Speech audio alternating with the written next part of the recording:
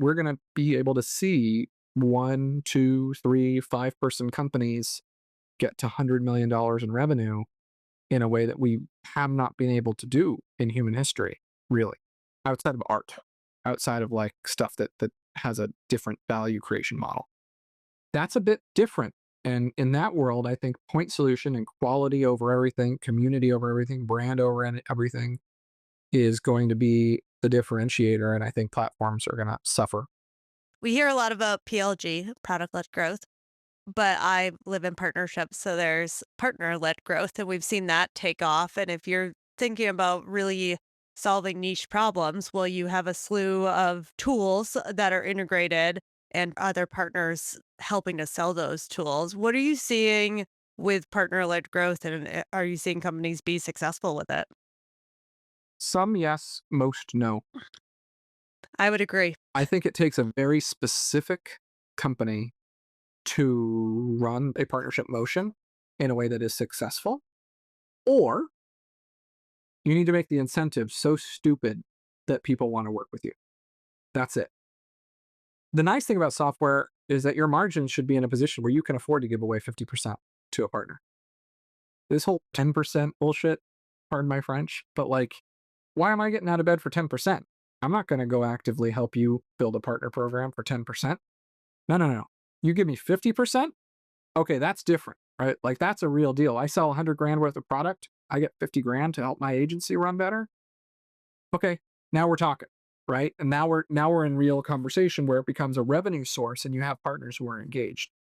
But I've literally never met any software vendor who has embraced that philosophy of like 50% plus. It's kind of crazy to me because enterprise value wise, if they were to do that, it would have enormous impact on their enterprise value growth because they'd have agencies hawking their wares all over the place.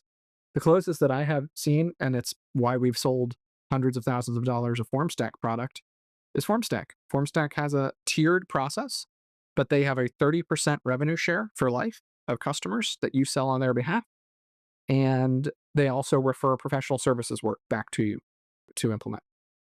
And we now are the number one FormStack partner, and we invest a lot of money and time and energy and have a division just towards that. And again, we've brought them a number of very large customers, and it's been a great deal. Zach Pines is a genius who runs that program, but that's so unique, so unique. That's another name we should bring on our pod, Lizzie. So actually, I agree with you, but I also want to say that to your earlier point, the companies will be more efficient and faster accelerating towards these high returns so that they can actually afford sharing the revenue with the partners. But here's a catch. I think, and correct me if I'm wrong, but a lot of industries or segments, when there is a service partner is living off the service.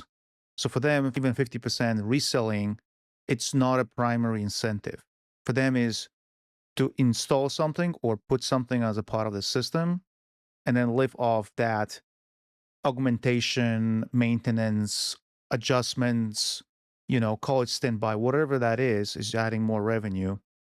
I disagree. Wait. I think And then when you're doing the technical, that's definitely reseller, right? A typical reseller, and that's where it's working like beautifully. But yeah, please, Lizzie, you disagree with me.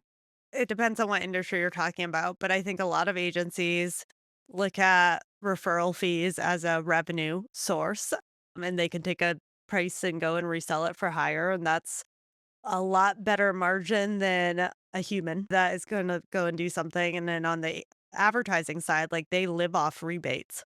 So, I do think it's a pretty high revenue stream for agencies, but Seamus, obviously wanna hear your opinion since you do this. I think you both have a point, right? Am I going to go build my business around a 10 cents on the dollar revenue stream? No. 50 cents on the dollar is higher margins than the services work. Yeah. And I have access to customers and I can do it and it's recurring and it has a lot of different benefits for an agency owner. But what happens is so many people screw around with the software industry and they change, they settle, a lot of them settle at either 10 or 20%. And I get it. You want to maintain your margin profile, like you want to do these things. But if you're trying to grow and if you're trying to get access to people and access to, and you went and raised money on a burn rate anyways, why would you not try to go for the viral approach? Like, I have literally never understood this.